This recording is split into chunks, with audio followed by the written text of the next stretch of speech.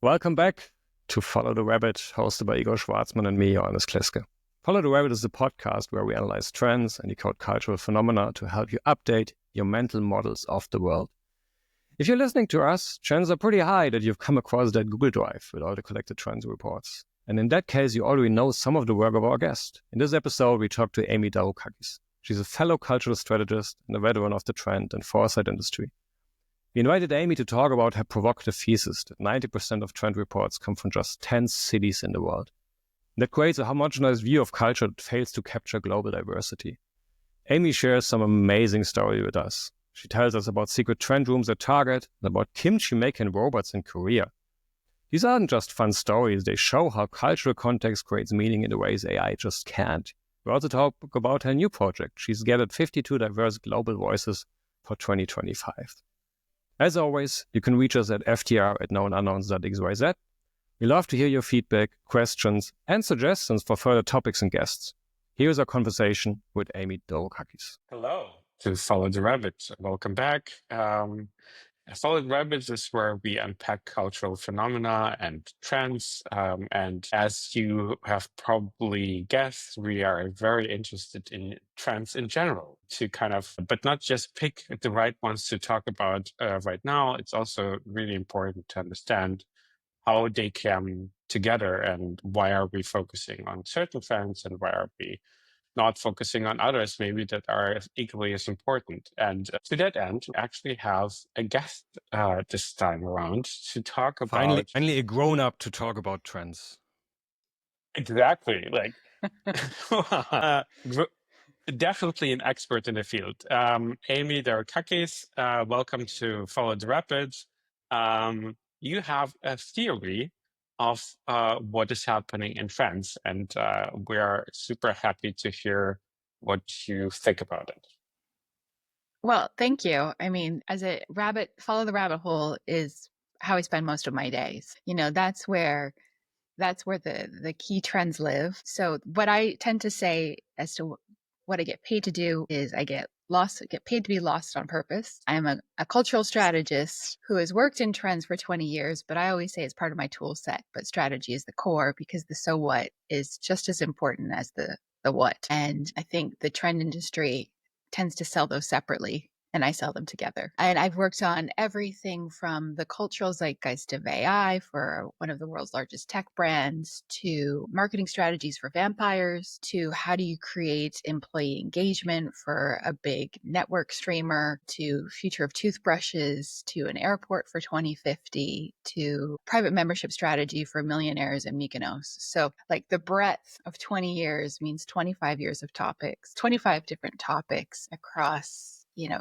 60 plus countries. I've gotten lost on purpose and I've lived in 6. So that's how I explain. And then one thing I should mention is I'm going to Japan on an AIDA cruise. So, and I'm Canadian. So also that's a good indicator of how I look at culture is Canadian getting on a German cruise to go explore Japan. And that's the kind of my dream escape. How long does it take? So we fly into Singapore, but it's 18 days. But there's something about that. The mix of the mix of the mix is where magic lives, right? It's not in the solar places. But that's me.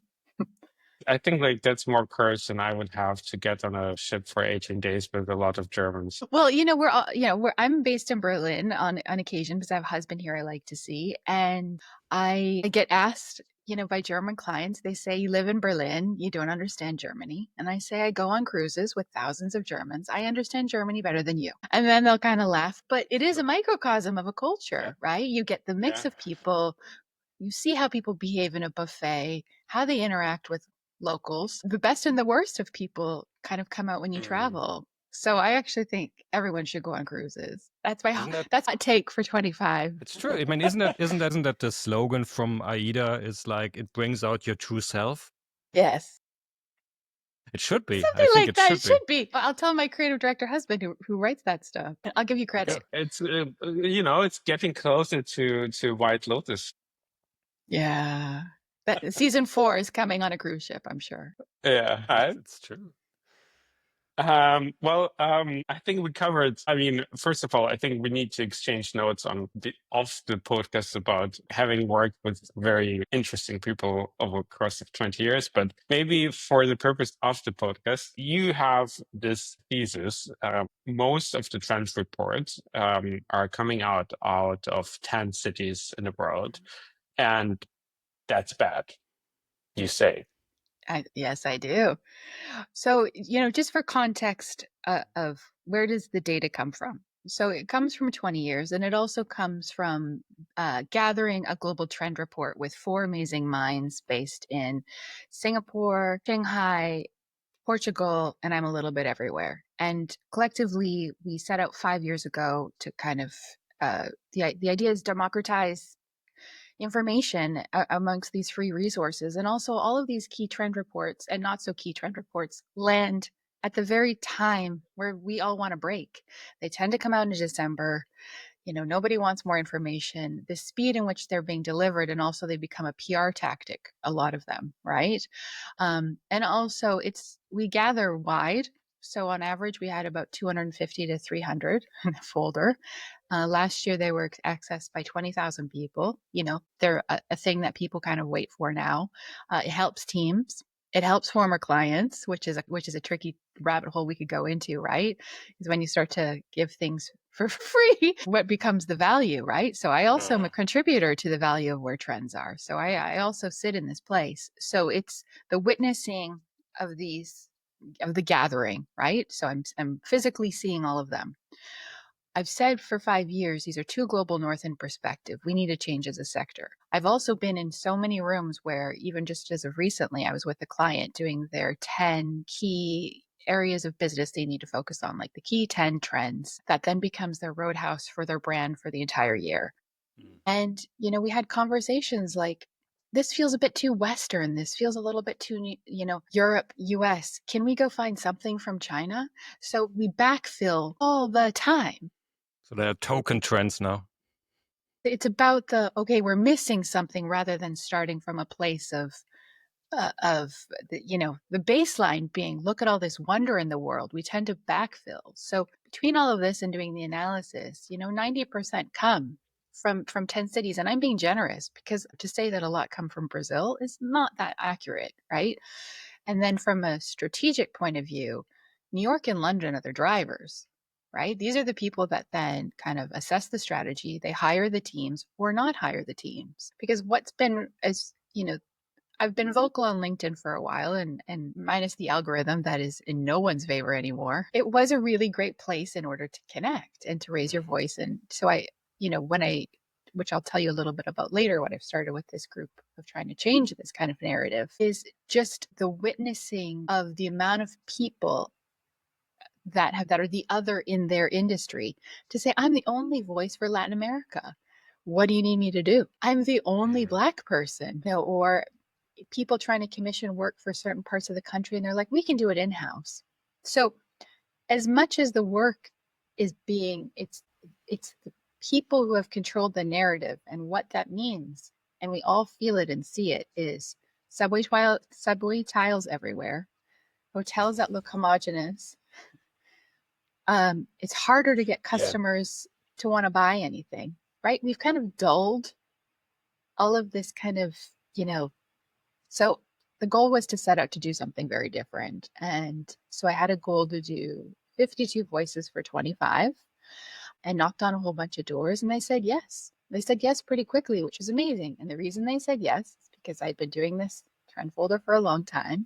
It's been globally accessed. And when somebody would, the amazing connections would be, somebody would say, from Costa Rica, have you released it yet? A conversation starts and they become the voice, right? So community drove change. That's the core thing. I think it's really important within this. But so the country said yes, and I had a plan to do a piece around the cultural zeitgeist. So some interesting voices that were speaking to a topic I felt was very 25. So, and the thing I'm talking about, this thing called culture connectors. I then asked an expert I know on loneliness, who's based in Berlin. Her name is Monica Jang, if she would be part of this. And then I was like, this is getting confusing. When you're doing something for the first time, You want it to be kind of clean, right? And I was like, maybe I should just stick with countries, right? Like just stick with a baseline. That is enough to kind of like pivot our industry.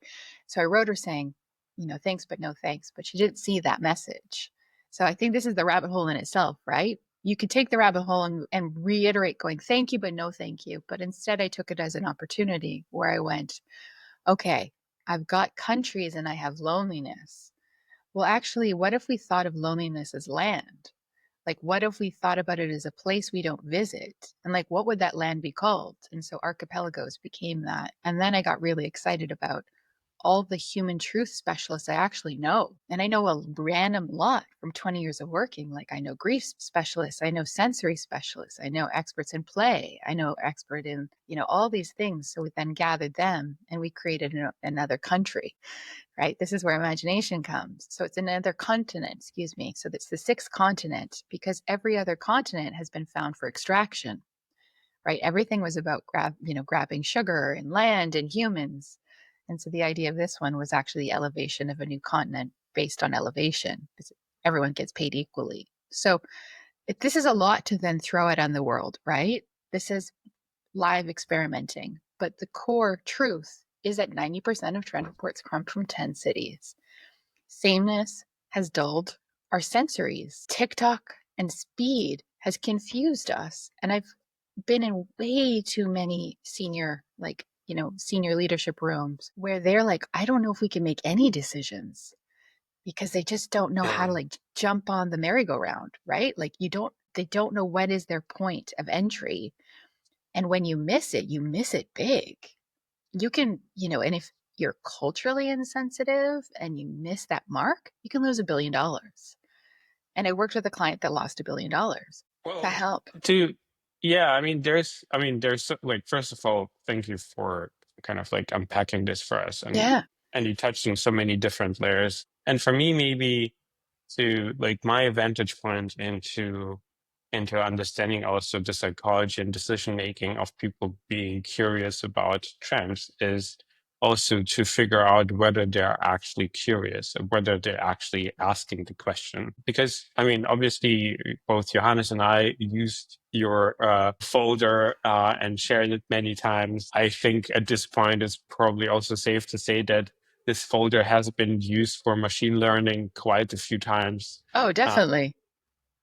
With permission and not. Yeah, absolutely.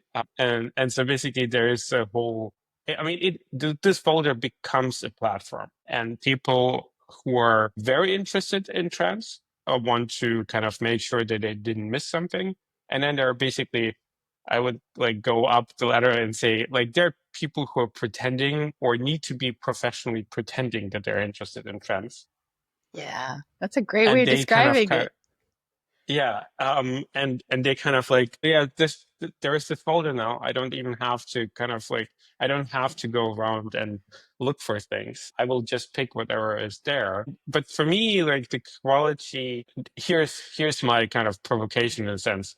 The quality would increase if people would be actually curious. But most people who are interested in trends are not actually curious. They just want somebody who tells them what they need to do without actually understanding the context. And so the question becomes then a little bit, would it automatically change if people would be professionally more curious, which is to say that their horizon of influence, their horizon of what they're kind of like trying to ask and also what they're trying to answer would broaden. I know it's a pretty big question, but kind of for me, No, it's a great that's question. the root cause. That's the root cause of what's happening in that space as well. I think if we first of all look at it from an industry perspective versus a client perspective, Band-Aid is the wrong thing. Like it's the idea of, okay, let me take a step back, is I once was freelancing quite extensively with a company. They liked me a lot and they wanted to hire me full time. And I said, no, thank you. And then they really wanted to hire me. Like, no is the most provocative, scarcity is like a driver, right? And I said, because the thing that you like about me is the outside, and it's the rabbit holes in which I spend my entire day getting lost in. It's the conversations I start. It's the fact that I have a global footprint, even within a neighborhood. So not just about getting on a plane, right? It's about that intermix. But they said, come back with a job title and how you would work. And so I put forth a plan. I took the job for 3 years and I dimmed as a human being. They didn't really, it was not set up for what they wanted. They loved the outcome, right? There's the expectation of the diamonds that come, but it was in a diamond mine facility. And so when you're actively not encouraged, and this is an industry problem, from going out for lunch, from going to an event in the morning, an after work event, or bringing in a speaker. So we've created systems that don't actually create that much change and opportunity to step out of algorithms. So we get served this so we look for these kind of like band-aid solutions, which would be the trend report in some ways, right? It's like all the answers are here, but I've never proposed that this is the answer. And I had a really challenging experience where somebody I know had been creating a synthetic human researcher called Amy and has been training it on my data, like the conversations I speak on, like the posts I put, as well as the trend folder, right? And he told me, and I was like, I didn't actually know how to. But the thing I said to him is, you think I get hired for data? No, I get hired because I ask about somebody's divorce, right? The humanness and the human storytelling is the core piece. And so the thing with culture connectors and specifically is I'm betting for 2 more years. I'm not betting for now. People are still kind of in this AI can solve all the answers, just feed everything into the system, solution based. Everyone's kind of went, well, actually, here's the solution as an industry, because I can just exit out all the key employees, recycle all the data I already have, create a new output. Like we're really close to AI slop everywhere. We're already at a max, like 30 to 40% of the internet is AI slop now, right? So I'm counting on the CEO that's going to go, I need a human to tell me that this matters, because I no longer trust what has been output, because it's all, the thing why people have loved the folder from a data perspective is a corpus that has traceability. There's no other real corpuses. All of the AI models have been trained on stolen data, right? But there's no traceability on purpose, right? Nobody is willing to say book 1 or book 3 or book 4. Like some of these were like really quite controversial. So there's the traceability, but when we've kicked the tires, and I believe we should experiment in person. I know we're doing this. I know people are doing this. So it was like, let's do it in the light. We hold workshops and we talk about it, and we try podcasts that are made from AI and all this stuff, because I think this is a learning opportunity for us. But I haven't found anything that is as good as a human when it comes to the different. You can find same, but like one example is we were talking about EV models, and the AI models came back after reading all the reports and saying like, EVs are going to be really big, like, okay. But at the very same time, and everyone has a different opinion on TikTok, but there was a real conversation about climate change happening in the US, where unprecedented cold snaps had meant cars didn't work. And I'm like, that's as much a driver in decision making. If you can't drive your car to work, then just to say, so to me, that's that nugget, right? That's that point of difference to say this is actually potentially a behavior change if climate change keeps happening. And people look at the fires. People couldn't leave with EV cars. So these things are real time. This is cultural insight that drive real change. An AI model is trained on old legacy data, and it's biased data.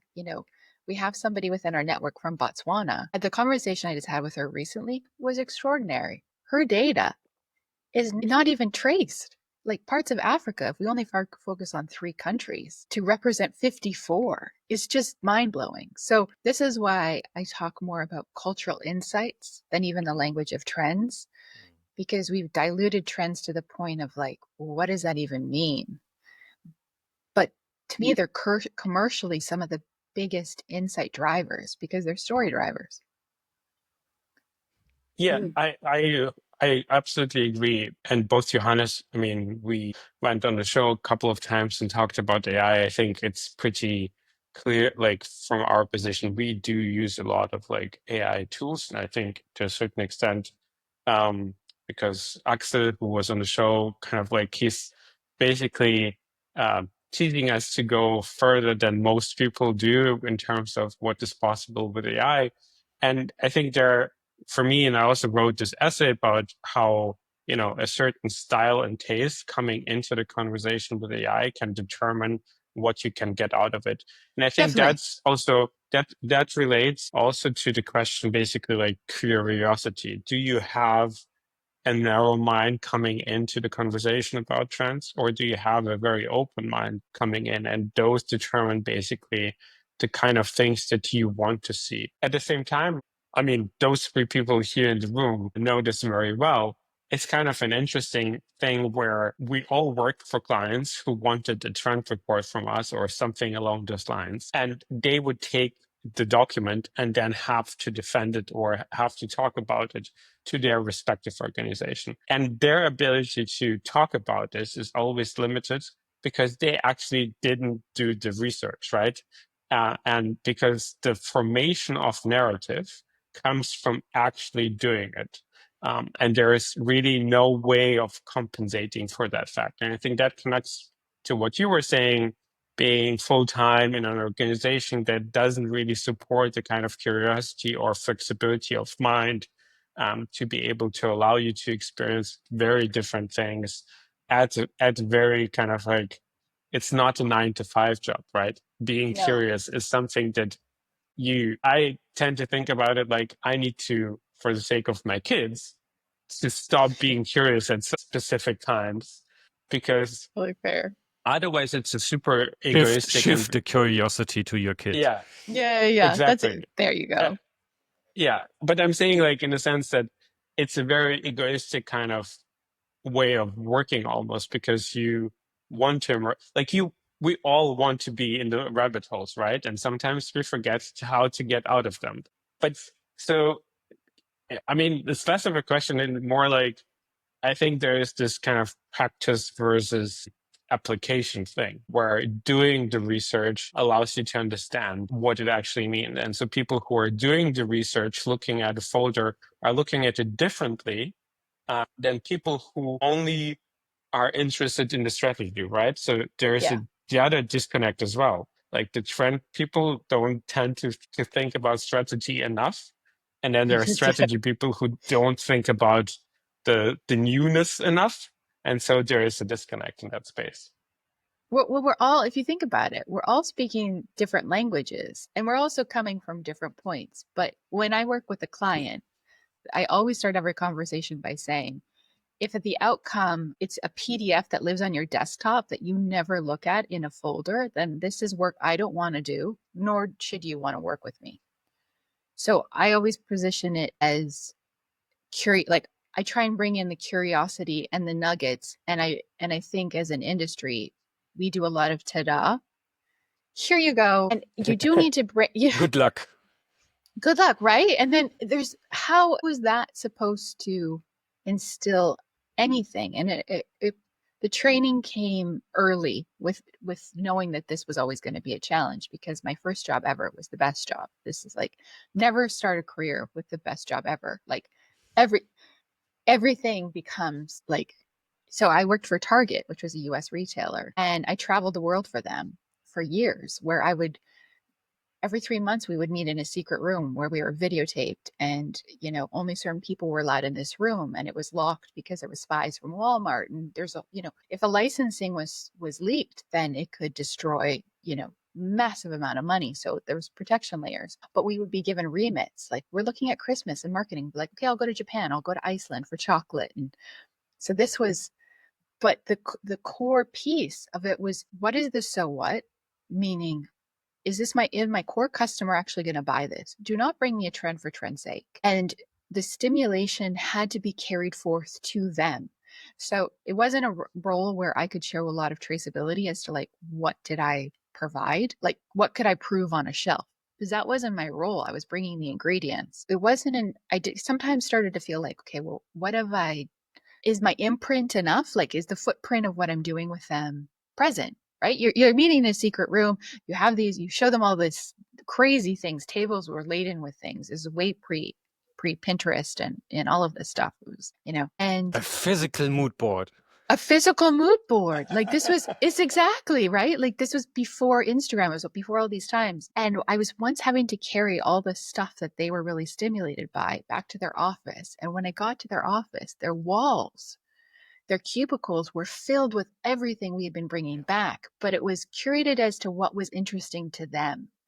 And then that became the fuel for bed sheets, for licensing, for gardening supplies. So I think if we can position ourselves more as ingredient and curiosity builders, there's a coach level that I've never actually realized or ever put language around. Because when I come in, I never do ta-da. I don't get hired for ta-da. I get hired for bringing people on a journey and inviting in voices and networks and people that they've never had a chance to work with. People that have opened up Bhutan for travel, like the world's oldest travel family. But their key insight when it came to luxury was that there was the premium class of travel was interested more in bird count than thread count. So those little nuggets, they're stories, right? But it's also the journey to say, okay, this is who we're going to talk to.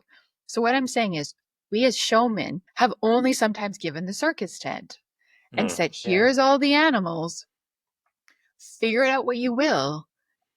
And you're right. We need to be able to bring people in on our curiosity because it is a gift. It is a gift of a career, like to get to explore so many things. But you're right. There's ego. What are you going to say, Igor? Shadowing should be turned around. It's not us shadowing them. It's them shadowing us.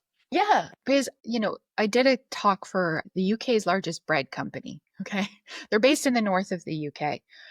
I'm hyper conscious. And I just did this masterclass for a car company in Japan that not everyone can get on a plane. So it was like 10 lessons in which you can live with more curiosity without leaving on a plane. Like, what can you do in your own neighborhood? And in this case, this was years ago with this bread company. I did the presentation.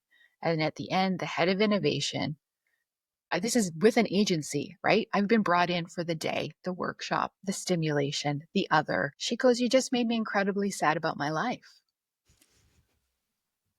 And It's just like we used to say, we used to joke, like, don't hire us, your team is going to want to quit. Yeah. And you're not the first. When I used to do trend tours, like mega trend tours for brands, they lost employees. Like, I know it sounds crazy, and then we unpacked it. Here was an opportunity with her. We unpacked it. And she wrote me after because she just went, I just eat the same stuff. I don't actually do much different. I haven't put any sense of hypercolor living in our life. So I think you're right. It is our responsibility as much to bring on the curiosity journey than to selfishly just be curious for our own selves. And actually, I really appreciate that. Johannes, what were you going to say? There's so many like interesting threads here that I actually think are fitting well together. So I found it really interesting, and because it also has been like an ongoing like narrative on the podcast, is this like everybody's trying out and playing with AI tools like LLMs, and so we actually have been trying out a lot of like open source and local installations of LLMs, which is really interesting because it gives you much more on the ground, like direct feel. Like if you see your GPUs heating up, you have a not much different understanding of how much power it actually consumes when you do a simple thing and stuff like that. Yeah. And so this is so interesting because I feel like the conversation slowly shifting away from automation, because that seems where all the like big industry discourses is around, and then we all use them and like, yeah, but the difference is us. Like, so like you said, like the curiosity, the strange obsessions we have. And these AI tools allow us to go deeper into them, or like structure it, move out, move in again, or better express what we have. And that's for a lot of the companies, like you just said, if they are just like in their day-to-day work, it's very mundane, then what do you have to actually get something interesting out of these tools if you don't have the spark. So there's like a movement from, I think, in the whole AI discourse, from automation, or just at least in my bubble, in my search algorithms. But also, the other thing that I also find interesting, because you're mentioning culture a lot. I also see this development from where it moves away from trends to more like, so we say cultural phenomena or cultural developments, because trends, I think, over the last 40, 50 years was always connected to technology. Like technology was what pushed developments forward, what pushed progress forward. When we think about progress, we always think about technology. And the more we become, or we look into that, or we go deeper, we understand, oh, the actual driver is not technology. It's human behavior and cultures and communities doing things. And so there's this movement that then again it's not about the technology, it's about how I behave in my networks, how I'm curious about other human beings. I think there's so much connection there. There's one thing that I am really curious about, especially because you have seen so many trend reports. For me, especially the free ones that are available to everyone, who are, I think mostly are considered like marketing instruments. Yeah. Come from companies, they want to tell a certain story that helps them to be more successful. So for me, the notion always is a bit like those free trend reports tell you very little about the future or trends, but a lot about companies. So you could also like turn it around, like those trend reports tell you a lot about those 10 cities in the world and how executives maybe think in them. So from my question to you would be, what have you learned about how these like executive levels or marketing departments, strategy departments, how do they think? What's on their mind? What's interesting or what's curious about what's in those trend reports that they might not even be aware of, that it's like it's showing their own biases or patterns? Anything comes to mind? Yeah, well, it definitely has become a marketing opportunity, and you see this because of the mix. And I said we are agnostic as to what the gathering, because somebody may need to know buying patterns of a retailer. So like, for instance, John Lewis puts out a report, which is a UK retailer, and they'll put their uptick and surge in certain technologies or certain fashion styles. Well, that combined with another report tells somebody, it's another data set where somebody can actually then learn something. So that's why we include it. But if we think back of the loyalty and need for speed within companies is very, very, aside from the auto industry, very few people stay in roles for a very long period of time. So that's also part of the challenge, is how do you get somebody in a longer term investment piece to want to shape a future of their company? Because that's longer term thinking, that they don't get the legacy, and there's too much churn of, okay, we're going in this direction, we're going in that direction. So it's not so much the data, it's also the decision makers themselves, where they want to operate in very short bursts of time of, I've made this change, I've made this implementation.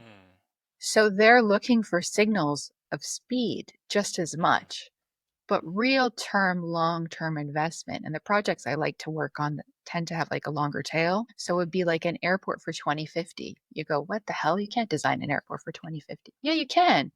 Because, as we in Berlin learned, you definitely should plan airports. It's just an airport. Every time I land, I go, really? Did you really? Yeah. Yeah, I think we all feel the same way. It's a joke. 40 years. It's a joke where, like, when it was planned, nobody thought about you would need power outlets to charge devices, because we didn't have them back then. But when I worked on this airport in the Middle East, it was around behavior. What are human behaviors that will remain? The way we work will shift. Who is our definition of family will change.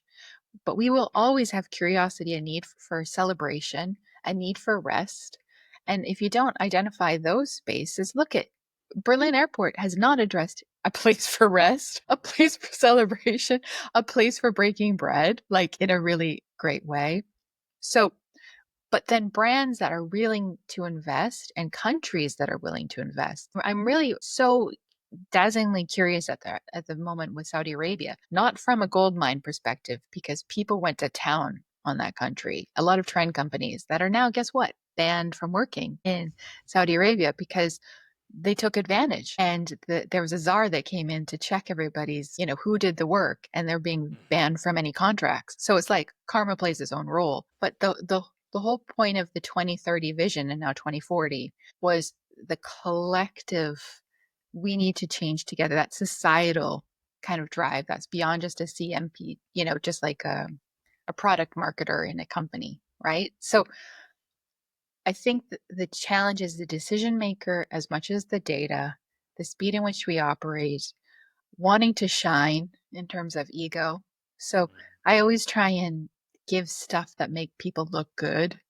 I know what I'm serving. I'm serving more than trends, always, right? It's about instilling inspiration, giving them stories to tell, bringing them on the journey. Yeah, bringing them on the journey earlier. So, one example I recently did for a client, and I use this as a good example of why cultural trends, you need to be curious all the time and keep looking, because you never know when you're going to need that thing you saw. So I was working on an airport legacy, it's a car company. It was a pitch with an agency, and it's the legacy of the chairman who has been in the role. And so it's a museum that exists that needs to be reinvented. But we're talking the most ego of ego, right? It is to honor and homage this man and his brilliance for so many years. You do not want to get it wrong, right? Never happened in the history of mankind before. I know, right? So, but this is this happens all the time with clients. How do I the legacy of somebody? So there was this space in the museum, this is in Korea, where there was a dull space. They didn't know what to do with it. You can refigure the museum any way you want, but there was this one space in the center that made no sense. They couldn't change the layout. We couldn't figure out what to do with it. And I raised my hand. I was like, I got a weird idea. And I'm like, okay. I went, you should make kimchi with robots. And they were like, holy fuck, yes.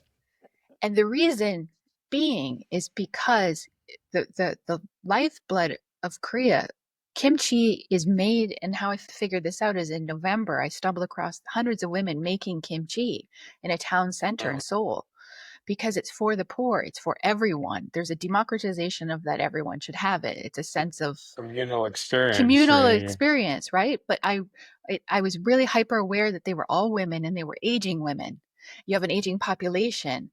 This is a company known for technology. This is his legacy. This is culture. Robots, kimchi. So, but that was 15 years ago. I saw that finally that insight matched. Yeah. So our curiosity has to say, but do you see how that storytelling, it was like a perfect example of innovation, cultural footprint, honoring what was, addressing what is still needed as a culture, right? Because they don't have the next generation to be making this. So these kind of moments is what you kind of look for, but that's the story you sell in. That's the thing we get hired for, is that stuff.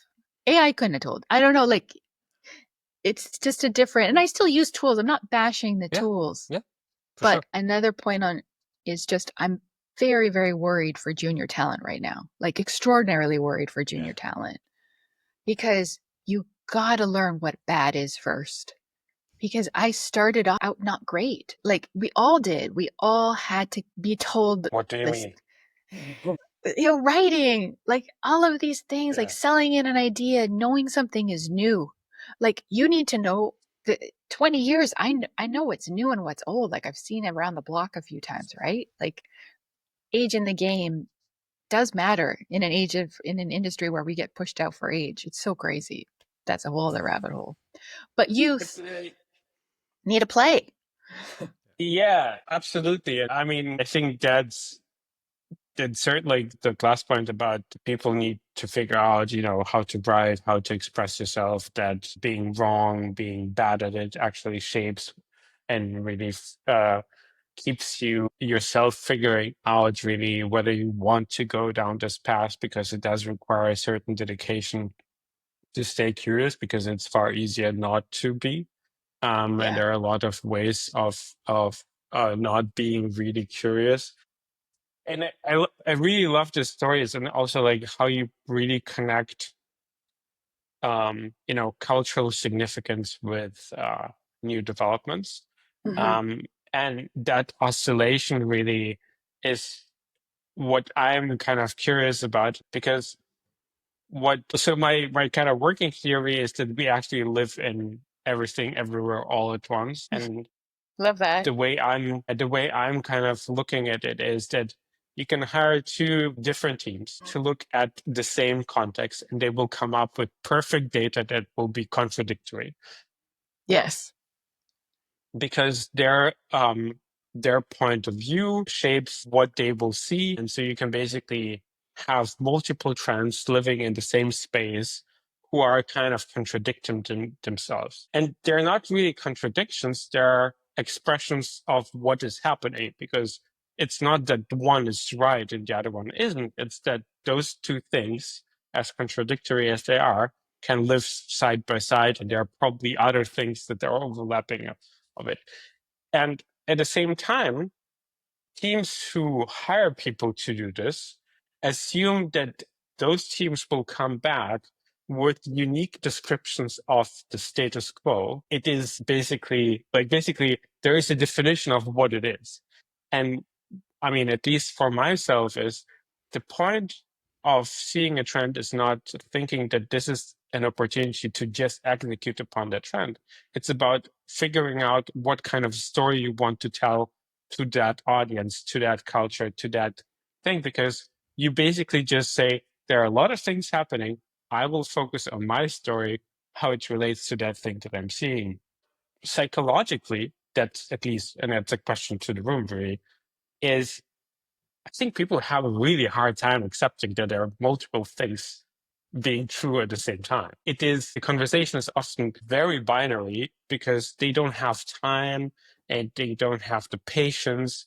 And also, in a way, their assumption is always like, we need to find that one thing that is true. And you're like, that's impossible today. That's not how it works anymore. Well, the very few clients there's so much fear about picking a lane, like to drive in, Yeah. right? So they sometimes Yeah. you can have data point paralysis, and you can be a Gen Z who doesn't want to date and really wants to date, right? You just Yeah. don't want to use the dating apps anymore. Doesn't mean you don't want a human connection. 100% agree. Also, humans lie. Like there's a book, Everybody Lies, which is such a Yeah. great book, which talks about condom sales versus actual sex. Like everybody lies about everything. And there was this. I really wish it was on LinkedIn once, and I wish I screen shaved it or at least remembered who did it. But they had gone into somebody's home who said they were minimalist, and they went in their bathroom, and there was literally 400 bottles of shampoo, like these little bottles of shampoo everywhere. So who we say we are, we don't even know our own selves. Yeah. We don't even know our own brands. We don't even know our own customer. This is very house empty. So many assumptions, and we also have assumptions of our own companies. So, I started this Trend Galaxy framework, first of all, for us to be honest of what is the speed in which you operate as a company. Shooting stars, macro trends, moving fast. Are you a fast moving company? Can you even move at this speed? If you're not, then let's go into new planets. Well, then it's going to take longer term investment. Then we'll look for those kind of signals for you. So if we could first of all be honest as to what is the signals and the trends and the cultural pieces you need in order to shift your business, then we can then have honest conversations. My challenge, back to that 90% of trend reports, is we continue to bring in the same looking people into the room and saying that this is a societal reflection. And it's not. For instance, the UK, if we keep going with this core narrative of what the UK looks like and we don't talk about class, we don't talk about the rise of class, well, blue collar is the future. They're the future decision makers. They're the future money. The GDP of Poland is growing faster than the UK in 10 years, right? So we work in a complicated industry. I think it's harder to give concrete solutions where the world is more, but I actually think you need more data science rather than singular voices, if that helps to make decisions. So just from listening to you both, I always come back to this manager mindset. So that's where we're coming from like, I don't know, 50 years of Peter Drucker and others who like, how do you manage a company? And you have to make decisions. You have to get good data. Then you can make a decision, because then you know how it is. You have deconstructed it all, and then you make your decision. And I don't think that ever was really the case, that the world was that like clear, like zeros and ones and black and white. But it seemed to have worked for some time, but it's clearly not working anymore. And I think this is like the culture clash that we experience all the time, where the client says, just tell me what you do. And then I say, what do you want to do? And they say, I don't understand the question, because never has anybody asked me what I want to do. I have goals, I have incentives, and then I have to reach them. And so there's just like, they doesn't compute for them, like how you think about this in this way of like finding narratives, or that you stick onto or say, oh, actually that works for us. And I think that's the problem. And that brings me back to, like, for me, like the kind of thing that became really strong in our conversation is the key skill in the age of AI is curiosity. It is what will make all the difference. Like the more curious you are, the whole point about like young people not being able to like do a lot of things with AI, but not having the taste, the skill of curation, the perspective, and the opinions on the world will make it so difficult for them to actually use these tools in a way that actually helps them and advances them, because they're lacking this. And so the best thing for them is to like go really crazy on obsessions and try out all these things and these playing. And I think it's the same thing for a lot of managers and leadership, to do the same thing. So, and be really challenged, and to just develop a point of view that then you can actually execute and communicate with the help of these tools, but you have something to say. You put meaning into things, and that's the thing that AI will never be really able to. 100% agree. And you actually made a good point, because I put a lot of onus on like young generation, but curiosity has become a lost skill set across all age groups, right? So I think we need to, you're right, it needs to be something that we really actively encourage across all companies. But then you need space for curiosity. Timesheets don't necessarily enable that. You know, like we've created so many systems of checks and balances and kind of mommy state looking, right, that it becomes hard. Yep. You know, websites are blocked, or all these kind of things. Yep. Also, we're assuming we're being curious, but we're also being served algorithms of we're also being told what we like, right? You have to kind of break past all of that. It's almost like there's a little bit of activism to be like, I'm going to push past everything that I'm always been told. And, you know, Igor and I've recently met in person at a breakfast club. It may seem like a lo-fi thing, but the act of saying, I want to meet somebody different, I want to have a conversation with somebody that's not within my circle, is an act of curiosity. So if we can instill this more, this is what is going to get us hired in the future. That is the point of difference. So it's as much as what we talk about personal branding and all, my curiosity has gotten me more gigs probably than anything, because, you know, we put it on display. It's the way we talk about stuff. It's the reason we get rehired. But and it's all, again, back to stories, because people want to know the what. You don't want to see the homework of the 400 pieces of, you know, the slides, but they need to have something they can grasp that they can carry on. And so we also have to understand that everyone learns and their curiosity is different. Some people's curiosity is within imagery. Some people it's within data. Somebody is in a quote. So we also have to serve up curiosity for everyone, to not just say that everyone needs a great story. Some people need 1%. That 90% was a game changer for a lot of people, where they went, well, you just said the thing I already knew. It was a known fact that felt, and that can, you know, this is where we started talking. But what about you, Igor? What do you think? I agree. I think there is, I mean, there is in a time where, in this, like, if we live in everything everywhere all at once, and for me, the kind of like the way I look at it is like a lot of things are happening, and the thing that the movie does so beautifully is that it allows us to see the chaos, but also understand that the only thing that really drives us is the connection that we have to other people, and that relationship between a mother and a daughter is what kind of like, sorry for spoilers, is really the thing that it's that thing that you can grab, right? That pure emotion, that thing that really motivates you. You said something before, and Johannes and I kind of like so we in 2011 we did a conference about the future of cities. Love When the it. conversation about cities or the future of it was definitely not really arrived, like it hadn't arrived in Germany at that point, and we called it the Cognitive Cities Conference. And that conference was very much the expression of our experience going to like many different conferences. And so I think we got lucky, but we also put a lot of like basically all of that experience into it. And I think people reacted to it quite strongly.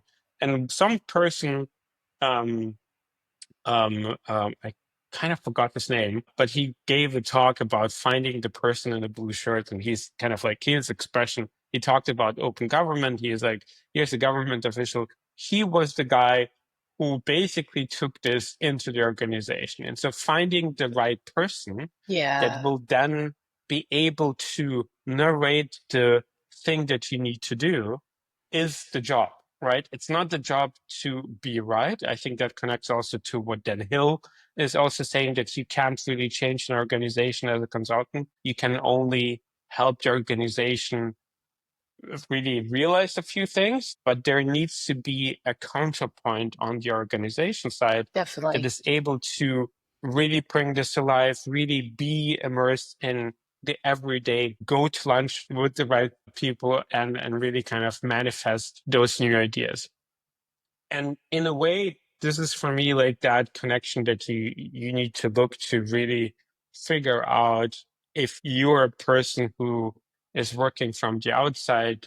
You need to figure out, as you said, like I think that assessment is beautiful, right? Are you an organization that moves quickly? Like really bringing this up and question helps them to also relax a little bit, like, right? It's like about getting a common understanding in the room, but also a clear-headedness about the expectations toward the specific project.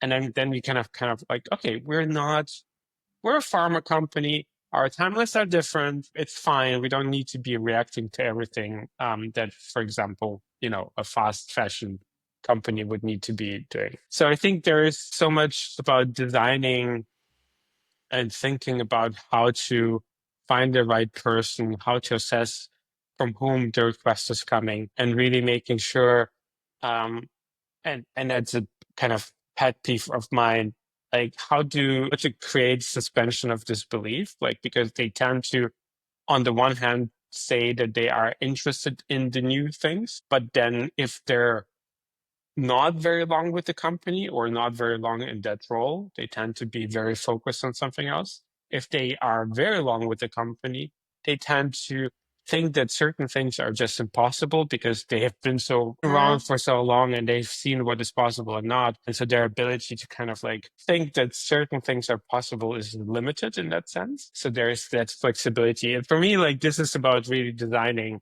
and understanding how to present what to an organization and make them suspend their disbelief. I thought that example of you from your Target days, them having the physical kind of like artifacts in their cubicles, that, creating and sensorial experience, a really like cognitive space that helps them stay, like, it's not an active, like, it's not like that they're doing 8 hours a day just thinking about new stuff, but being immersed in that space helps them to kind of like realign what they think. And because we experience most of those things in the digital kind of context, it's really also hard to get emotionally attached to them because something else seems very interesting in a very similar format just a click away, right? So The rabbit it hole.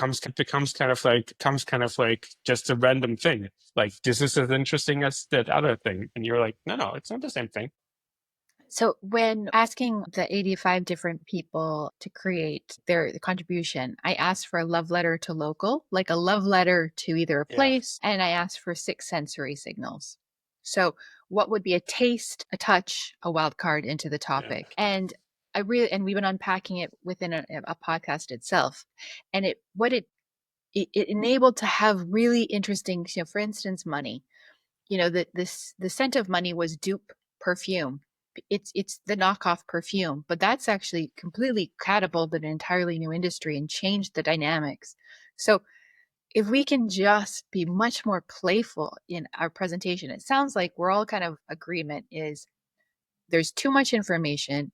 We are dealing with clients who are understimulated but also don't necessarily know where to go with us. But I've enjoyed this rabbit hole conversation. Yeah.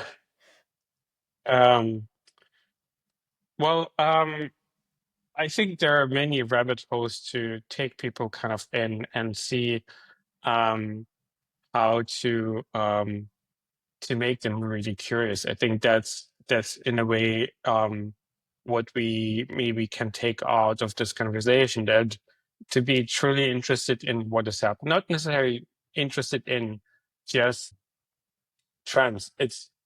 Trends are a vehicle for, or a manifestation of curiosity in a way. If you're, what you need to be really thinking about as an organization, as a person, as an individual, it's not really what is the next trend that I need to focus on. Is like how do I become more curious about the things that are happening, because then it's easier to identify the right trends. Is I that a love that. fair summary? Yeah, absolutely. And the thing I always refer to is I love the idea of a brain dance, because it is, that it's that moment when your brain lights up, when you learn something new. And if we can teach others how to do that just as much, because it is muscle. And, as you have said, there is a selfishness.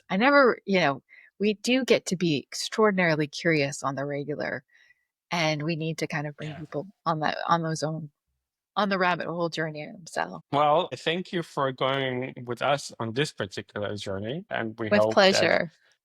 that our excitement and our kind of about those things will be interesting to others, encourages people to really broaden their horizon, ask deeper questions, and really also ask about the cultural connection. I think like that you, as you painted this beautifully, like Kimchi robot. It's amazing. I think we need more of those things that are able to, or more people who, and I will admittedly say, who probably need to go onto an AIDA cruise and experience the Germanness. See, I didn't think I would say that ever. I love it.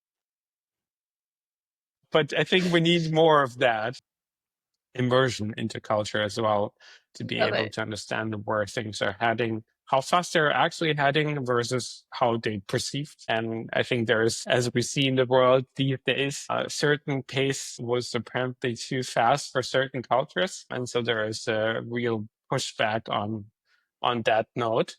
With that, we thank you so much. We hope everyone liked this episode. If you did, recommend it to someone else. Do rate us on the platform that you preferred. It does help apparently, and we need the algorithm to be fed. And until next time, thank you. Thank you, Thank Amy. you. Pleasure.